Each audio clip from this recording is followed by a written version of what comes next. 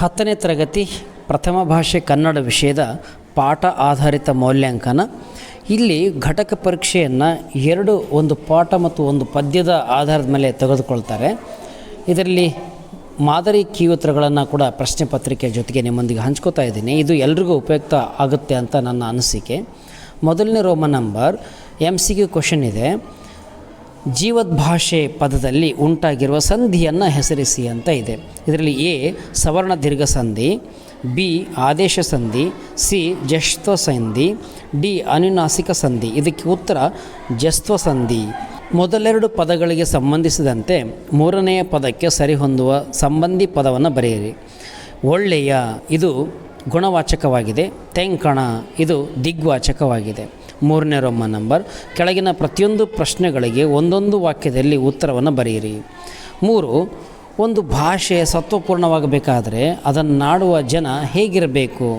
ಉತ್ತರ: ಒಂದು ಭಾಷೆ ಸತ್ವಪೂರ್ಣವಾಗಬೇಕಾದರೆ ಅದನ್ನಾಡುವ ಜನ ಅಭಿಮಾನಧನರು, ಬುದ್ಧಿಶಾಲಿಗಳು, ಪ್ರಯೋಗಶೀಲರು ಕೂಡ ಆಗಿರಬೇಕು ಅಂತ ಹೇಳ್ತಾರೆ.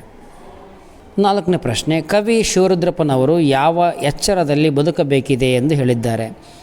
ಉತ್ತರ: ಕವಿ ಶಿವರುದ್ರಪ್ಪನವರು ಮತಗಳೆಲ್ಲವೂ ಪಥಗಳು ಎನ್ನುವ ಹೊಸ ಎಚ್ಚರದಲ್ಲಿ ಬದುಕಬೇಕಿದೆ ಎಂದು ಹೇಳಿದ್ದಾರೆ.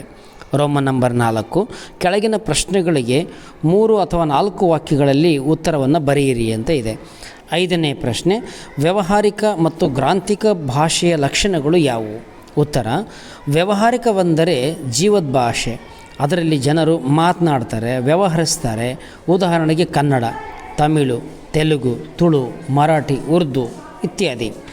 ಗ್ರಾಂಥಿಕವೆಂದರೆ ಅಭಿವೃದ್ಧಿ ಹೊಂದಿ ಗ್ರಂಥ ರಚನೆಯಲ್ಲಿ ಉಪಯೋಗವಾದ ಭಾಷೆ. ಉದಾಹರಣೆಗೆ ಕನ್ನಡ, ಸಂಸ್ಕೃತ, ಇಂಗ್ಲೀಷ್, ಪಾಳಿ ಇತ್ಯಾದಿ. ಎಲ್ಲ ವ್ಯಾವಹಾರಿಕ ಭಾಷೆಗಳು ಗ್ರಾಂಥಿಕವಾಗಬೇಕಿಲ್ಲ. ತುಳು ಒಂದು ಸುಂದರವಾಗಿರುವಂಥ ವ್ಯಾವಹಾರಿಕ ಭಾಷೆ, ಆದರೆ ಅದು ಗ್ರಾಂಥಿಕ ಭಾಷೆ ಅಲ್ಲ. ಹಾಗೆಯೇ ಎಲ್ಲ ಗ್ರಾಂಥಿಕ ಭಾಷೆಗಳು ಇಂದು ವ್ಯಾವಹಾರಿಕವಾಗಿ ಉಳಿದಿಲ್ಲ. ಯಾಕೆಂದರೆ ದೇವಭಾಷೆ ಎನಿಸ್ಕೊಂಡಿರುವಂಥ ಈ ಸಂಸ್ಕೃತ ಸರ್ವ ಸಂಪನ್ನತೆಯಿಂದ ಕೂಡಿದ ಗ್ರಾಂಥಿಕ ಭಾಷೆಯಾಗಿದೆ. ಆದರೆ ಅದೊಂದು ಇಂದು ಯಾವ ಪ್ರದೇಶದಲ್ಲಿಯೂ ಅದು ವ್ಯಾವಹಾರಿಕವಾಗಿರುವಂಥ ಭಾಷೆ ಆಗಿಲ್ಲ. 6. ಹಡಗನ್ನು ಯಾವುದರ ಬೆಳಕಿನಲ್ಲಿ ಮುನ್ನಡೆಸಬೇಕೆಂದು ಶಿವರುದ್ರಪ್ಪನವರ ಅಭಿಪ್ರಾಯವಾಗಿದೆ? ಇದಕ್ಕೆ ಉತ್ತರ ನೀವೇ ಕಂಡುಕೊಳ್ಳಿ ಅಂತ ಹೇಳ್ತೀನಿ. ರೋಮನ್ ನಂಬರ್ 5 ಕೆಳಗಿನ ಕವಿ ಕಾವ್ಯ ಪರಿಚಯವನ್ನು ವಿವರಿಸಿರಿ ಅಂತ ಇದೆ. 7. GS ಶಿವರುದ್ರಪ್ಪನವರು ಇವ್ರ ಬಗ್ಗೆ ಕವಿ ಕಾವ್ಯ ಪರಿಚಯವನ್ನು ಹೇಳೋದಾದರೆ, ಗುಗ್ಗರಿ ಶಾಂತವೀರಪ್ಪ ಶಿವರುದ್ರಪ್ಪನವರು 1926ರಲ್ಲಿ ಶಿವಮೊಗ್ಗ ಜಿಲ್ಲೆಯ ಶಿಕಾರಿಪುರದಲ್ಲಿ ಜನಿಸ್ತಾರೆ. ಇವರು ಸಮಗಾನ, ಚೆಲುವು ಒಲವು, ದೇವಶಿಲ್ಪ, ದೀಪದ ಹೆಜ್ಜೆ, ಅನಾವರಣ, ವಿಮರ್ಶೆಯ ಪೂರ್ವ ಪಶ್ಚಿಮ, ಮಾಸ್ಕೋದಲ್ಲಿ 22 ದಿನಗಳು, ಸೌಂದರ್ಯ ಸಮೀಕ್ಷೆ ಮೊದಲಾದ ಕೃತಿಗಳನ್ನು ರಚಿಸ್ತಾರೆ. ಕಾವ್ಯಾರ್ಥ ಚಿಂತನೆ ಕೃತಿಗೆ ಕೇಂದ್ರ ಸಾಹಿತ್ಯ ಅಕಾಡೆಮಿ ಪ್ರಶಸ್ತಿಯನ್ನು ಕೂಡ ಪಡೀತಾರೆ. ಹಂಪಿ ಕನ್ನಡ ವಿಶ್ವವಿದ್ಯಾಲಯದ ನಾಡೋಜ ಪುರಸ್ಕಾರ ಪ್ರಶಸ್ತಿಯನ್ನು ಕೂಡ ಇವರು ಗಳಿಸ್ತಾರೆ. ಬೆಂಗಳೂರು ಮತ್ತು ಕುವೆಂಪು ವಿಶ್ವವಿದ್ಯಾಲಯಗಳ ಗೌರವ ಡಾಕ್ಟರೇಟ್ ಪದವಿ, ರಾಷ್ಟ್ರಕವಿ ಪಂಪ ಪ್ರಶಸ್ತಿಗೆ ಇವರು ಪಾತ್ರರಾಗಿದ್ದಾರೆ ಅಂತ ಹೇಳ್ಬೋದು. ರೋಮನ್ ನಂಬರ್ 6 ಕೆಳಗಿನ ವಾಕ್ಯ ಅಥವಾ ಹೇಳಿಕೆಗಳಿಗೆ ಸಂದರ್ಭ ಮತ್ತು ಸ್ವಾರಸ್ಯಗಳನ್ನು ಬರೆಯಿರಿ ಅಂತ ಇದೆ. 8. ಪ್ರೀತಿಯ ಹಣತೆಯ ಹಚ್ಚೋಣ. ಈ ವಾಕ್ಯವನ್ನು GS ಶಿವರುದ್ರಪ್ಪ ಅವರು ರಚಿಸಿರುವಂಥ ಎದೆ ತುಂಬಿ ಹಾಡಿದನು ಕವನ ಸಂಕಲನದಿಂದ ಆಯ್ದ ಸಂಕಲ್ಪ ಗೀತೆ ಎಂಬ ಕವಿತೆಯಿಂದ ಆರಿಸಲಾಗಿದೆ. ಸಂದರ್ಭ: ಕವಿಗಳು ಜೀವನದಲ್ಲಿ ಧನಾತ್ಮಕ ಮನೋಭಾವನೆಯ ದೃಢ ಸಂಕಲ್ಪವನ್ನು ಹೊಂದಿರಬೇಕು ಎಂದು ಹೇಳುವ ಸಂದರ್ಭದಲ್ಲಿ ಈ ಮಾತನ್ನು ಹೇಳ್ತಾರೆ. ಸ್ವಾರಸ್ಯ ಏನಿದೆ ಅಂತಂದರೆ, ನಾವು ಜೀವನದಲ್ಲಿ ಪ್ರೀತಿಯ ದೀಪವನ್ನು ಹಚ್ಚುವ ಸಂಕಲ್ಪ ಕೈಗೊಳ್ಳುವುದರಿಂದ ದ್ವೇಷರಹಿತ ಸಮಾಜ ನಿರ್ಮಾಣ ಮಾಡಬಹುದು ಅಂತ ಹೇಳ್ತಾರೆ. ಈ ಒಂದು ಹೇಳಿಕೆ ಎಷ್ಟು ಸ್ವಾರಸ್ಯಪೂರ್ಣವಾಗಿ ಮೂಡಿಬಂದಿದೆ ಅನ್ನೋದು ಈ ವಾಕ್ಯದಲ್ಲಿ ಗೊತ್ತಾಗ್ತದೆ. ರೋಮನ್ ನಂಬರ್ 7 ಕೆಳಗಿನ ಪದ್ಯ ಭಾಗವನ್ನು ಪೂರ್ಣಗೊಳಿಸಿರಿ.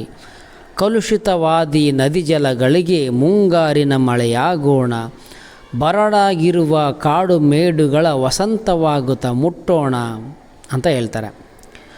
ಮತಗಳೆಲ್ಲವೂ ಪಥಗಳು ಎನ್ನುವ ಹೊಸ ಎಚ್ಚರದೊಳು ಬದುಕೋಣ, ಭಯ ಸಂಶಯದೊಳು ಕಂದಿದ ಕಣ್ಣೊಳು ನಾಡಿನ ಕನಸನ್ನು ಬಿತ್ತೋಣ ಅನ್ನುವಂಥ ಅದ್ಭುತವಾದ ಕವನವನ್ನು ಅವರು ಬರೀತಾರೆ ಅನ್ನೋದು ಇಲ್ಲಿ ವಿಶೇಷ.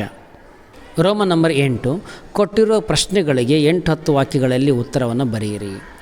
10ನೇ ಪ್ರಶ್ನೆ, ಭಾಷೆ ಸತ್ವಪೂರ್ಣವಾಗಿ ವಿಕಾಸಗೊಳ್ಳುವುದು ಯಾವಾಗ ಎಂಬುದನ್ನು ನಿಮ್ಮ ಮಾತುಗಳಲ್ಲಿ ಬರೆಯಿರಿ.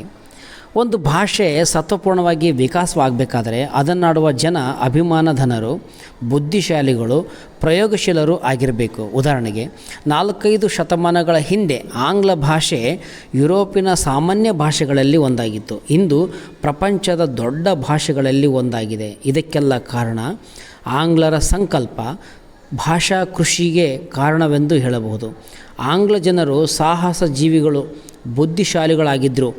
ದೇಶ ವಿದೇಶಗಳ ಭಾಷೆ ಹಾಗೂ ಸಾಹಿತ್ಯ ಸಂಸ್ಕೃತಿಯನ್ನು ಮುಕ್ತ ಮನಸ್ಸಿನಿಂದ ಅಭ್ಯಸಿಸಿದರು. ಆ ಮೂಲಕ ತಮ್ಮ ಭಾಷೆ ಮತ್ತು ಸಾಹಿತ್ಯವನ್ನು ಹಿಗ್ಗಿಸಿದರು, ಅರಳಿಸಿದರು. ಎಲ್ಲದಕ್ಕೂ ಮೇಲಾಗಿ ಅಲ್ಲಿನ ಮಹಾಮೇಧಾವಿಗಳು ತಮ್ಮ ಆಸೆ, ಆಕಾಂಕ್ಷೆ, ವಿಚಾರ ಮುಂತಾದವುಗಳನ್ನು ಆಂಗ್ಲ ಭಾಷೆ ಮೂಲಕವೇ ಅವರು ವ್ಯಕ್ತಪಡಿಸ್ತಾರೆ. ಆಂಗ್ಲ ಭಾಷೆ ಬೆಳೀಲಿಕ್ಕೆ ಕಾರಣವಾಯಿತು. ಜೊತೆಗೆ ವಿಜ್ಞಾನಿಗಳು, ರಾಜಕಾರಣಿಗಳು, ಅರ್ಥಶಾಸ್ತ್ರಜ್ಞರು ಹೀಗೆ ಎಲ್ಲರೂ ತಮ್ಮ ಭಾಷೆಯನ್ನೇ ಬಳಸಿದರ ಪರಿಣಾಮವಾಗಿ ಅವರ ಭಾಷೆ ಸತ್ವಪೂರ್ಣವಾಗಿ ವಿಕಾಸಗೊಂಡಿತು ಅಂತ ಹೇಳ್ಬೋದು. ಹಾಗೆಯೇ ನೆರೆಹೊರೆಯ ಭಾಷೆಗಳನ್ನು ದ್ವೇಷಿಸದೆ ನಮ್ಮ ಭಾಷೆಗಳನ್ನು ಗೌರವಿಸಿ, ಪ್ರೀತಿಸಿ, ಅಭಿವೃದ್ಧಿಪಡಿಸಬೇಕು.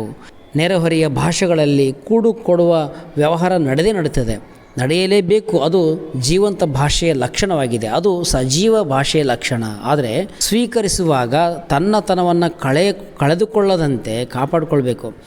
ಸ್ವಾಭಾವಿಕವಾಗಿ ಗಡಿ ಜನರ ವ್ಯವಹಾರ ಸಂಪರ್ಕಗಳಿಂದ ನೆರೆ ಮಾತಾಗಿರುವ ಒಂದು ಹಳ್ಳಿಗಳು ಏನಿದ್ದಾವೆ ಅವುಗಳು ಕೂಡುಕೊಳ್ಳುವಿಕೆ ನಡೀತಾನೇ ಇರ್ತದೆ. ಕನ್ನಡಿಗರು ತೆಲುಗು ಮಾತಾಡ್ತಾರೆ, ತೆಲುಗಿನವರು ಕನ್ನಡ ಮಾತಾಡ್ತಾರೆ.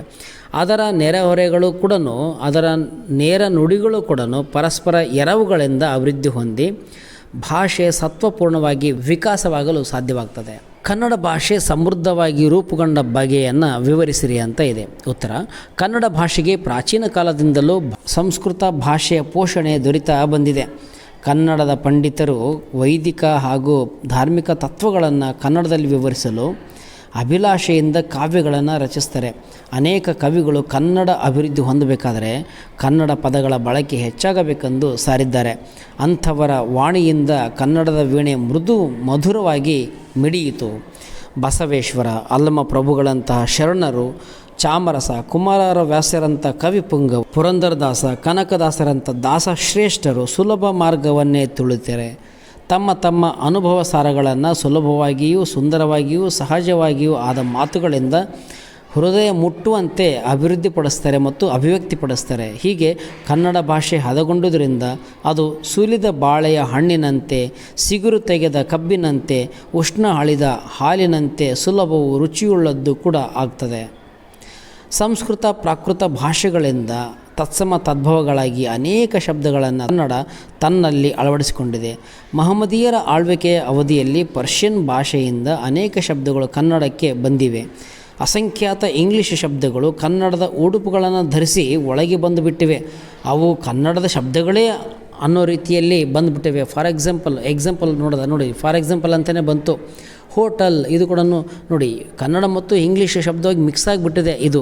ಆದ್ದರಿಂದ ಕನ್ನಡವು ಅದರ ನೆರೆಹೊರೆಗಳ ಪರಸ್ಪರ ಎರವುಗಳಿಂದ ಅಭಿವೃದ್ಧಿ ಹೊಂದುತ್ತಲೇ ಇರ್ತದೆ. ಜೊತೆಗೆ ಭಾಷೆಯಲ್ಲಿರುವ ಸಾಮಗ್ರಿಯನ್ನೇ ಬಳಸಿಕೊಂಡು ನುಡಿಗಟ್ಟುಗಳಾಗಿ ಮಾಡಿಕೊಂಡು ಕನ್ನಡ ಭಾಷೆಯು ಸಮೃದ್ಧವಾಗಿ ರೂಪುಗೊಂಡಿದೆ ಇಂದು ಅಂತಲೇ ಹೇಳ್ಬೋದು. ಮುಂದಿನ ವಿಡಿಯೋದಲ್ಲಿ ಸಿಗೋಣ. ಧನ್ಯವಾದಗಳು.